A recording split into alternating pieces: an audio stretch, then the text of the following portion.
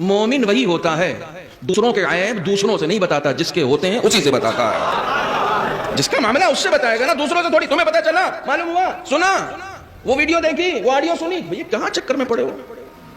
کسی کی عزت اچھالنے کے چکر میں، کسی پر تہمت ترازی کے چکر میں، کسی کی قدر گھٹانے کے چکر میں کہاں پڑے ہوئے ہو؟ آپ کا کچھ نہیں ہے، عزت بھی آپ کی نہیں ہے۔ وَلِلَّهِ الْعِزَّةُ جَمِيعًا، قرآن پڑھ رہا ہوں، جتنی بھی عزت ہے سب خدا کے لیے ہے۔ تمہارے پاس جتنی ہے نا وہ اس نے دے رکھی ہے، تو جو چیز اس نے دی ہے وہ کسی اور کے حصے سے چھیننے کا حق تم کو کس نے دے دیا؟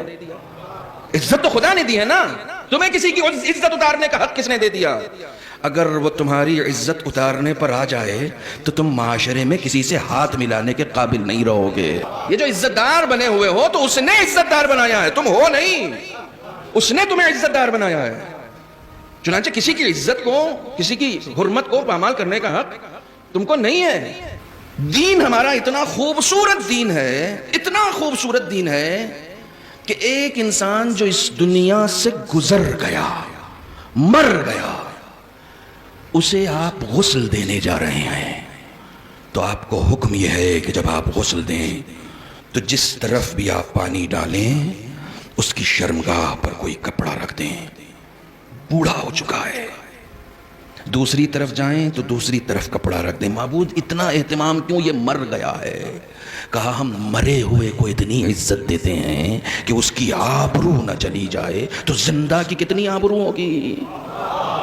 سلام ہے آپ کو، سلام ہے آپ کو۔ جب مردہ کی اتنی عزت ہے تو تم زندہ لوگوں کی آبرو سے کھیلنا چاہتے ہو، زندہ لوگوں پر تہمت ترازی کرنا چاہتے ہو، اور تم کو کیا لگتا ہے کہ تم کسی کی عزت کم کرنا چاہو گے تو کر دو گے؟